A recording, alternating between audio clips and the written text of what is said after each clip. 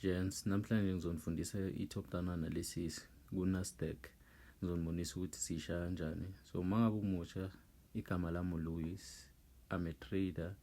Ngifundisa about i-price action kule channel. Angisiyona i-financial advisor, ningakukhohlwa lokho.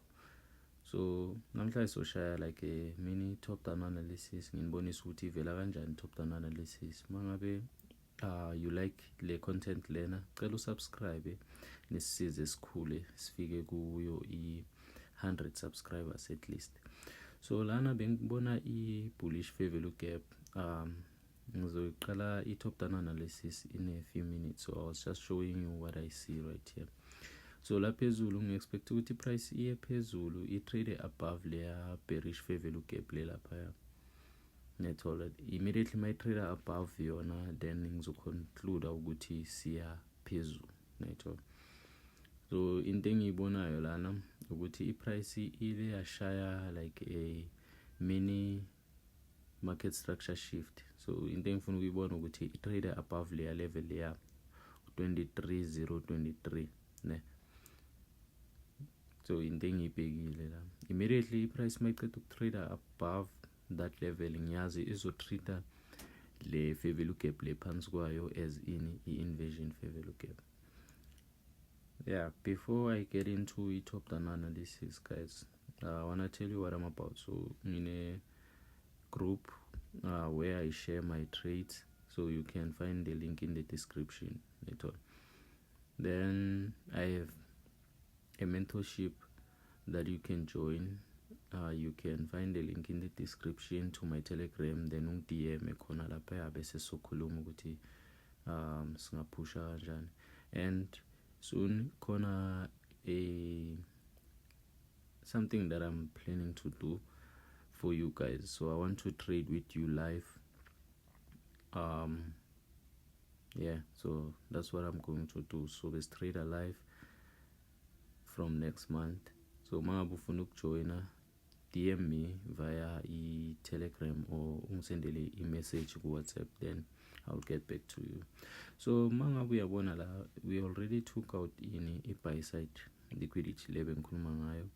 So njengoba sesiyithathile le buy side lena, yabona i-price yenza ngathi ifuna ukujika manje. So ayijike, i-retesta le inversion fair value gap, le fair value gap le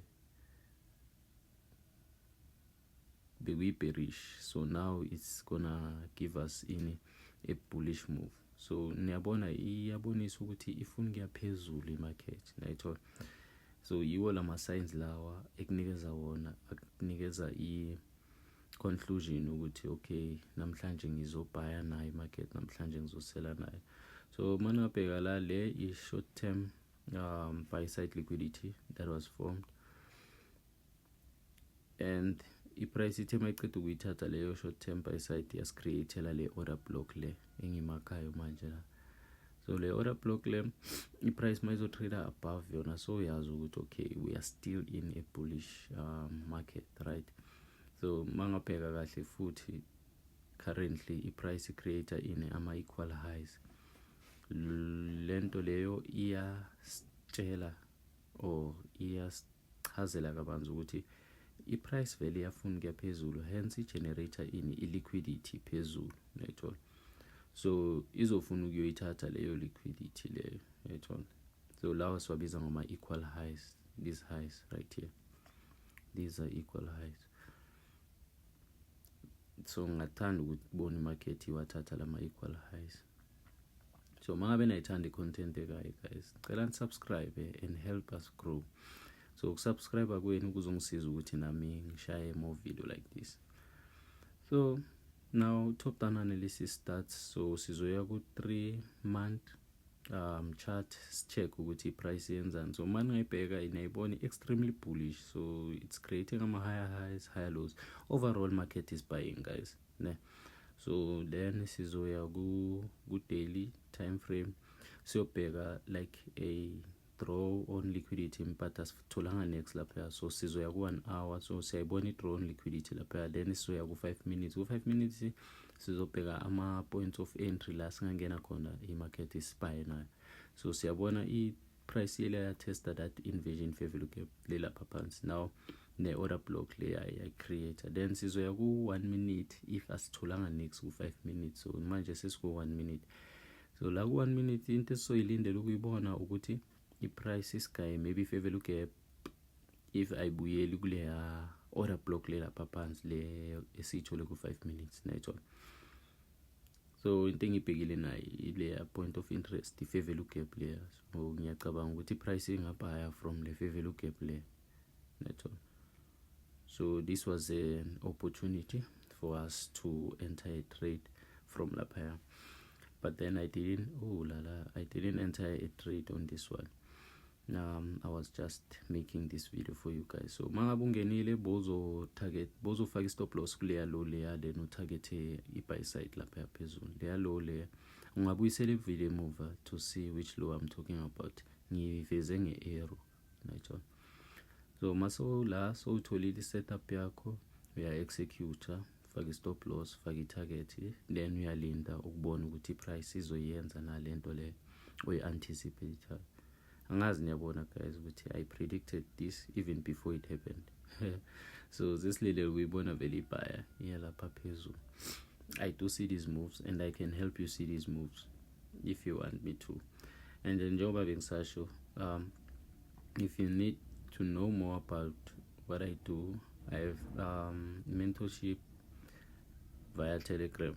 So text me via Telegram, DM me, send me a text, then I'll get to you.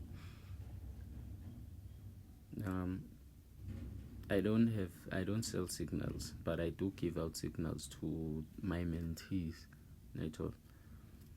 I can't say it's signals, but I show them what prices izoyenzani.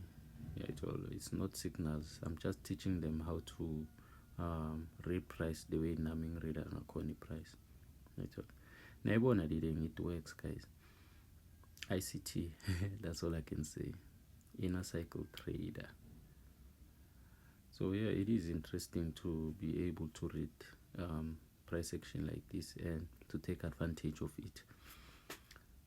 So yeah, if you want to hop on, don't miss out. And guys, subscribe to help us grow the channel. At least masingafika ku 100 subs. Yeah, my spirit will be happy to keep on dropping these videos. Because I'm doing this for free. There's nobody paying me to do this at all. So yeah, as you can see, price respected our setup. So yeah, subscribe and share with people you think they will like this content. Away guys.